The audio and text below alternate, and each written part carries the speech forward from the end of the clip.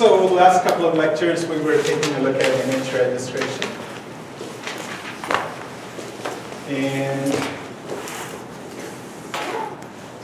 okay, we talked about for this to succeed, right?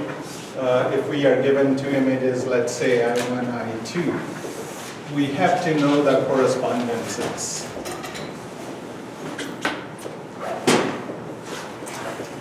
So anyway, hopefully you guys are working on the current assignment where suppose the correspondences are already known. This corresponds to this one, this corresponds to this one, right? So then we can basically apply a transformation to I2 so that it becomes very close to I1. So that was our goal, right?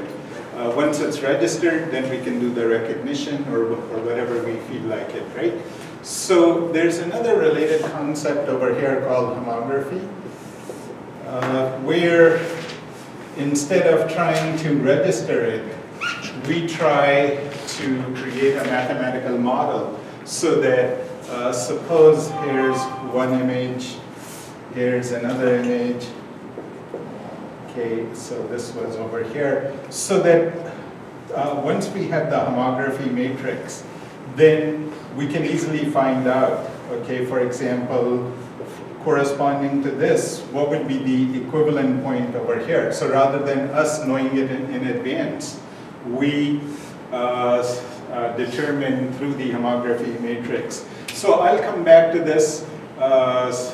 There's again a set of equations involved, just like we have a transformation. There's a slightly different transformation for homography, but how do we compute it? We'll come back to it because I didn't realize next week is spring break. Yeah. So I want you to keep to keep you guys busy. So that let me cover some things so that you can program over the break and learn another important concept. So after the break, I'll come back to homography and show you some neat things related to it. Okay, so let's briefly take a look at image recognition.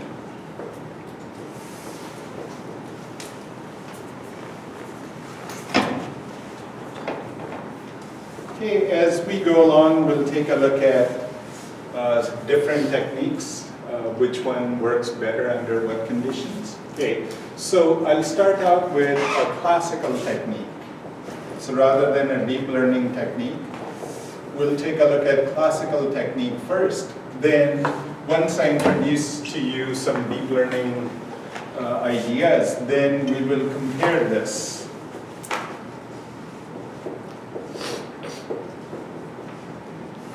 So that you guys can see yourself how much better the deep learning approaches are. And also will give you a nice insight into tomorrow you wanted to even further improve this deep learning. How could this be done? Like, what do we look for? Okay. So first let me clarify the problem. Then we'll take a look at one of the classical techniques, which is called principal component analysis.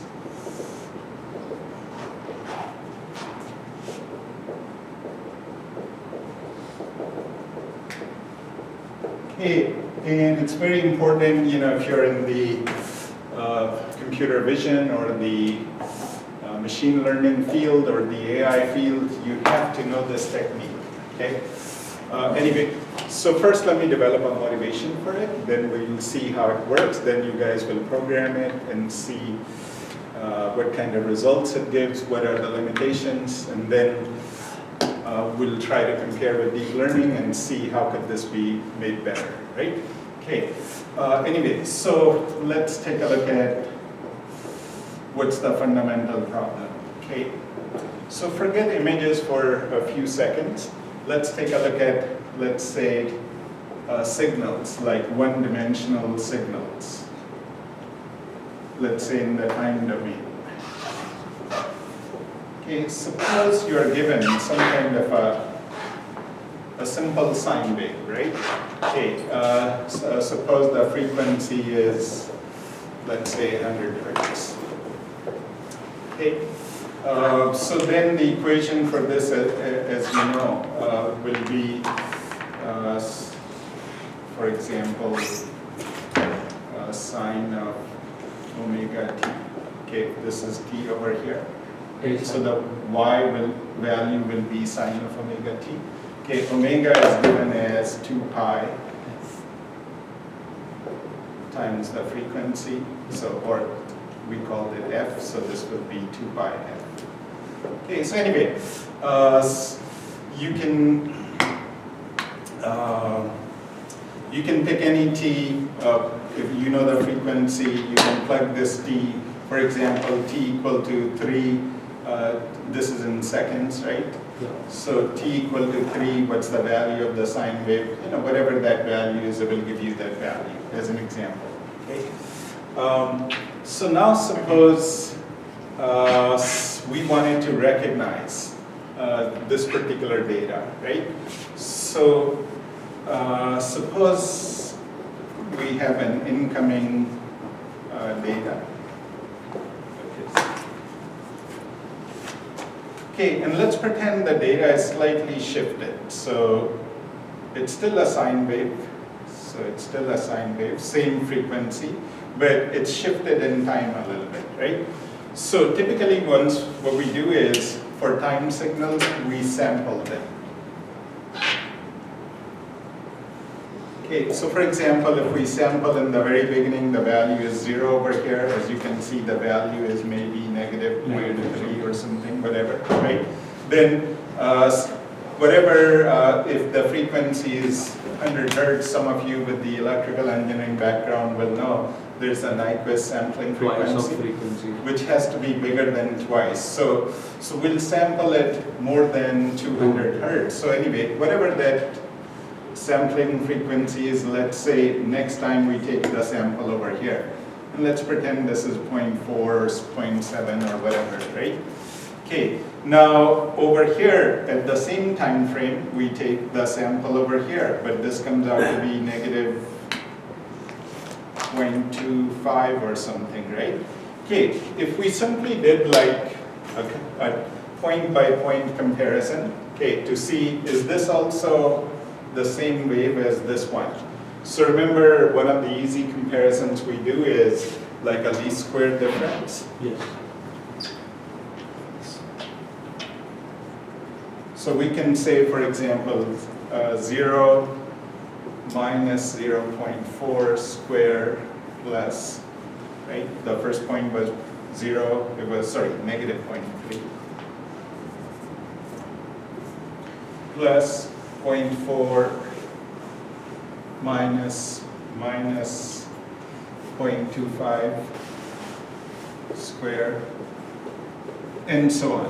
So my question to you is, even though, let's pretend this is also a 100 hertz wave, this is also a 100 hertz wave. Okay, even though they are exactly the same, the error produced over here, if this is our error, will it be small or will it be large? Small. Depending upon how much the shift is, right? Will it be 0? No. No, it will not be 0, right? So if this is shifted more, the error will be more. If it is shifted less, maybe the error will not be as high. So as you can see, we cannot, if we didn't know what this wave is, and if this was our stored wave, we cannot say incoming wave is same as this one if it is slightly shifted, because it will produce a high error.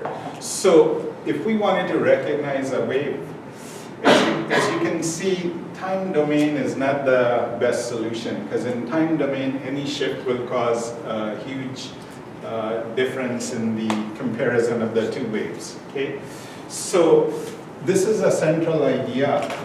So typically, we do not compare things or signals, maybe, rather than things. Signals in time domain. Okay, and again, why? Because even a slight shift will cause a huge error. So typically what we do is we transform the data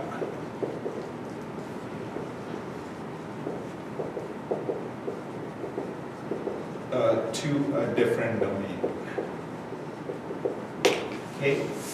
So for example, in case of signals, there's another domain called the frequency domain, right? Okay, you guys remember what's the equivalent of the time domain for images? Pixels. Pixels. domain. Okay. For example, we can go to frequency domain. Okay.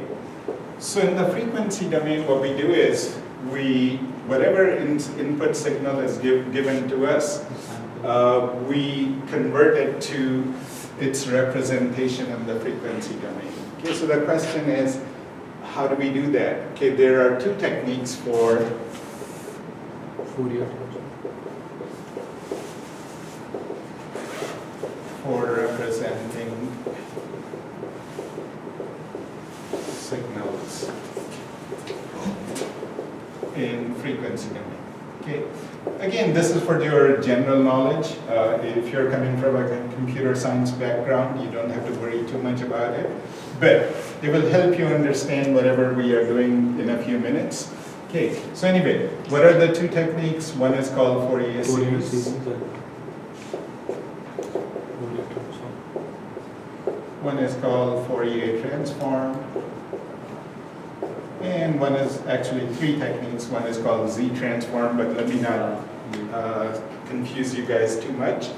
Very briefly, in plain English, what's the purpose of the Fourier series? Purpose is to determine what are the frequency components in the signal. Okay? So Fourier series works only for periodic signals, meaning which repeat. So like this signal, right? So for example, if I had a signal like this, it's repeating. Periodic. So there's a time period involved over here. So we can apply the Fourier series technique and find the frequency component of it. Okay? Fourier transform works for aperiodic signals, meaning even if it's not repeating. So for example, if I gave you something like this, okay, this technique can tell us what are the frequency components in this signal. Okay. Now, very briefly, how does Fourier transform work? In reality, it is actually taking the Fourier series with the limit that time period becomes infinity. So internally, the way Fourier transform works is, even if the signal was given, we assume it's repeating. So like this, we assume it's repeating like this. Okay, so this will be our time period. So if we take limit t going to infinity, okay, meaning it's not repeating, and then whatever mathematical answer we get will give us whatever the frequency component is like Fourier series. Okay, anyway, so we don't have to worry too much about it, but to give you the short answer, if we apply, because in the example I gave you, this is repeating signal. So what technique will we apply? Fourier series. Fourier series. And if we examine the Fourier series, what we will do is, if it's a 100 hertz wave, it will give us one impulse at 100 hertz, nothing else. Yes. Okay. Same way, because if this is our incoming data, same thing, because it's periodic, we can apply a Fourier series technique. So this will also produce one pulse at 100 hertz, yes. right? So now, even if there's a shift, because the frequency is still 100 hertz, so it will still produce 100, right? So can we compare 100 with 100 now? Yes. Does it match? So we will say this is the same as our storage signal. Okay.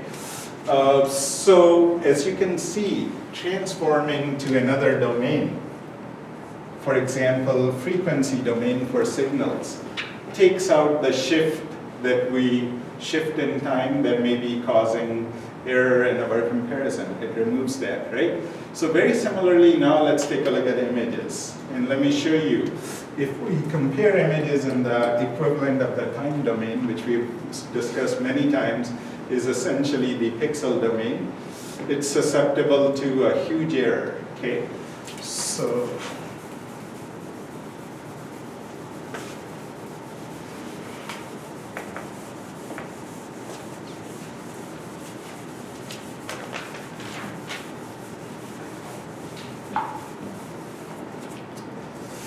okay, so let's say some image is given to us. Could be some person.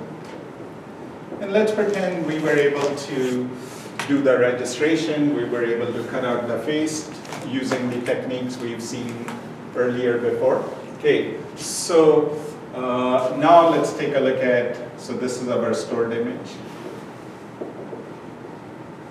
Okay, so now we have an incoming image. Okay, camera grabs the picture, then we do the registration. And now this becomes similar in size to our stored image, okay? So now what we want to do is, so let's say the name of this person is John, okay? And suppose this is also John. So we want to see, does the incoming image match with the John that we have stored in our, right? So again, if we did a pixel by pixel comparison, let's pretend we can convert it to grayscale. Suppose the first value over here is background is white, so 255, right? Suppose over here the background, when this picture was taken, you know, let's pretend the background was like some wall, which is, let's say, yellow wall. Anyway, this may be 212 as an example, right? So same way, if we keep going, you know, let's pretend this point over here, the eye to the very left of the eye, let's say the value over here is 87, okay. But let's pretend this same eye, even if we did the registration, appears a little bit off. Okay, because remember, the face may be tiny bit oriented one way, so even our registration will not match the eyes perfectly. So this eye point over here may appear over here. And let's say the value over here is 112. Okay, so as you can see, even if it was like perfectly matched, what if next time it is slightly off, even if it is 1 pixel off? So you can see if we simply did a Euclidean distance, meaning, you know, this minus this square plus whatever the next pixel is, square plus, right? So even if 1 pixel shift will make it completely higher. So very similar to signals, what we need to do is we need to go to a domain where the shift in signals or shift in pixels is tolerated. Instead, it focuses more on the frequency component. So if it is the same, overall it will come out to be the same. So this is where the principal component analysis comes, right? So again, over here we have a couple of approaches. Okay, rather than so the first thing we already know is do not compare in pixel domain, because even a 1 pixel shift will make our error very high, right? So go to another domain. Okay, so we have a couple of possibilities over here, e.g. frequency. Okay, you guys have already have a good idea of frequency with respect to images. Remember we talked about anytime, let's say there's a sudden change. So if this is a picture of a table, right? So as we move from here to here, what will happen? The pixel value changes. So what does that do to the frequency? Sudden increase in frequency. Okay, remember we briefly talked about if we have an impulse. Anytime there's a sudden change in the time domain, what happens in the frequency domain? If we take a transform of an impulse, you'll see it will contain all frequencies. So a sudden change causes many, many frequencies. Okay. So anyway, if we go to the frequency domain for both of these, so the question is, I gave you an example of a sine wave. It's easy to see. It has a certain frequency. How do we, taking a look at the image, how do we know what frequency content it has? Okay, and the answer is, first of all, is the image repeating? Is it periodic? No, right? It's just a face. If it was like a square, like a chess grid as an example, then we can see, oh yeah, there is some kind of repeated pattern over here. So then in that case, we can apply a technique like Fourier series as an example, right? So what technique do we apply if the signal is not repeating? Fourier transform, right? So very similarly, there is a two-dimensional Fourier transform. And after the break, just for your understanding, sometimes we do use, 2D Fourier transform.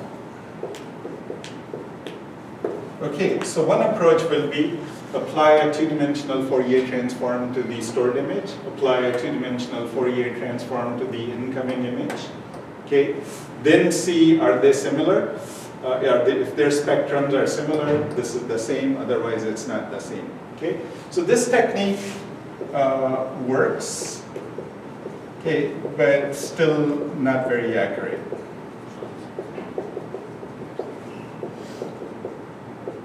Okay, and the reason is, see, if it was like a perfect background, same background as over here, same lighting conditions, and so on, it will work pretty nicely.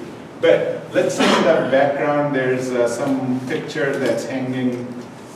So what will happen to the frequency as we try to convert this image to the frequency domain? All frequency would be present. Many more frequencies will show up which were never over here, right? So that's what causes this not to work. Okay, just for your learning, like I said, after the break, I'll show you how do we do a 2D Fourier transform on images and what does it look like. Okay. Anyway, so this does not work very well. Okay, so now let's go to another technique.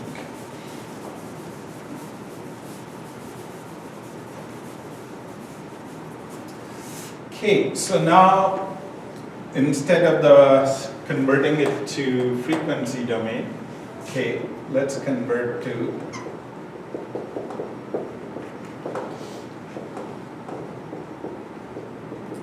eigenvalue. Okay, we talked about eigenvalues, eigenvectors some time ago, right? Very quickly, let me quickly refresh your memory. Okay, let's say you're given a matrix 1, 1, 2, 2, a simple example like this. If we have a 2 by 2 matrix, how many eigenvalues does it produce? Two. Two eigenvalues, right?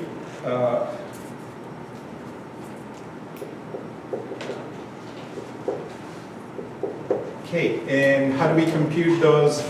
We do determinant of lambda I minus a, set it equal to 0. So very quickly, lambda 1, 1, 0, 0, minus 1, 2, 2, 1.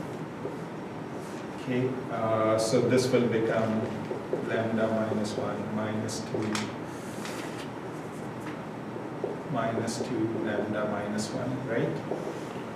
And now if we take the determinant of this will be lambda minus 1 squared minus 4 equal to 0. so which is lambda squared plus 1 minus 3 equal to 0, which is, okay, anyway, which is lambda squared minus 2 lambda plus 3 equal to 0, right? So wouldn't that produce lambda minus 3, right? Minus 3. So wouldn't that produce lambda minus 3, lambda plus 1 equal to 0? Because that would be minus 3 minus 2 lambda, correct? Okay, so which means lambda 1 equal to 1, lambda 2 equal to, sorry, negative 1, 3. Those are our eigenvalues. Okay, so if you recall, corresponding to every eigenvalue, we have an eigenvector. So corresponding to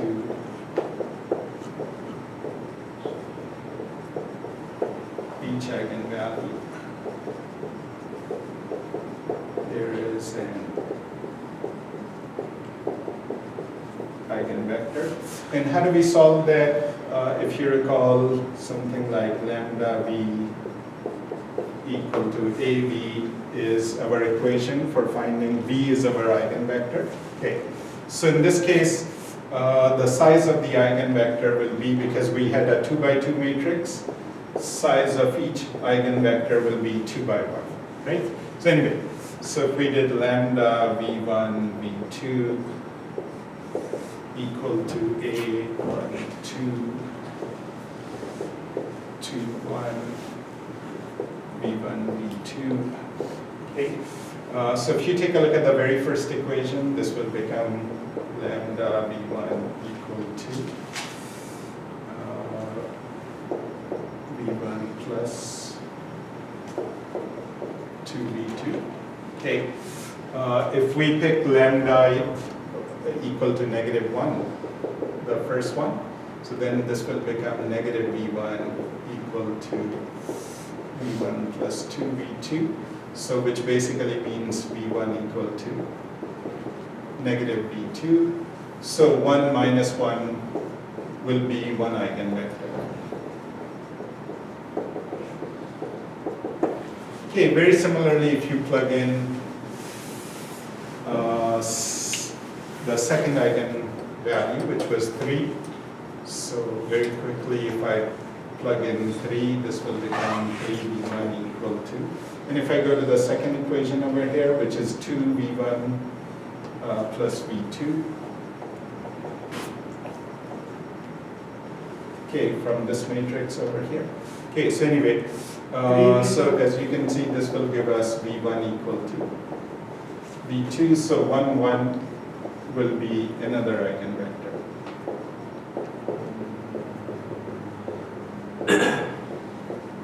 Anyway, corresponding to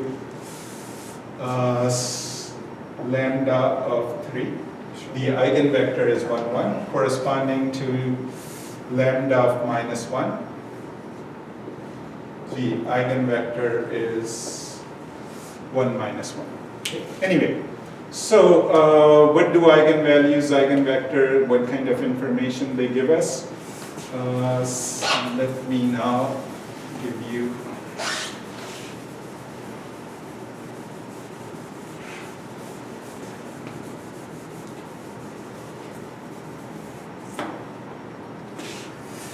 okay, so let's say we have some two-dimensional data.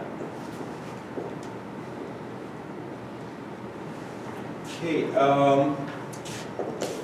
some points are given to us. Let's say something like this. Okay. So because it's two-dimensional data, we will end up with two eigenvectors over here. Okay, so this will give us two eigenvectors.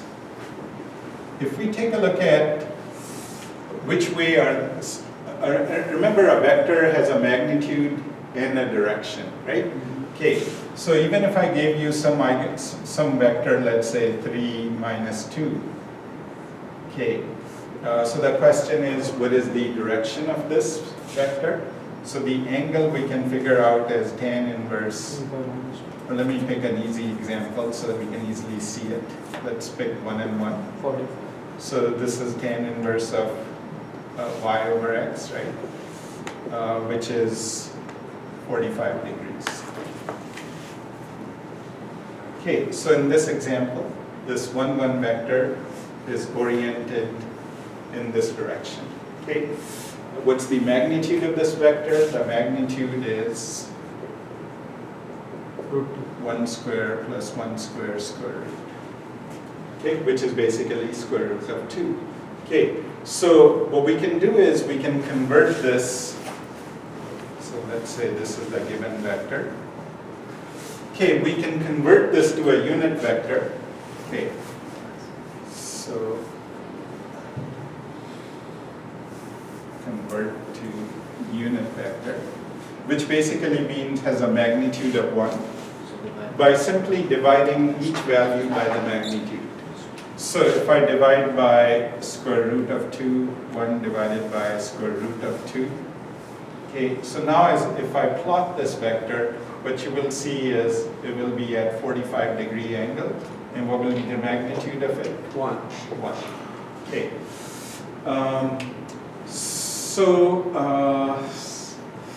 So typically once we create eigenvectors, as you will see in this technique, principal component analysis, we'll convert them to a unit magnitude so that we can see the direction of the data. So coming back to this example, okay, if we computed the eigenvalues and eigenvectors, and if we examine which way, so suppose the data is oriented in this direction, right? So you will see our unit vector with corresponding to, so vector corresponding to highest eigenvalue by magnitude will be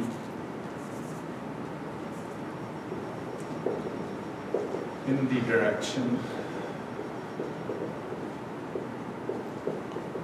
where data has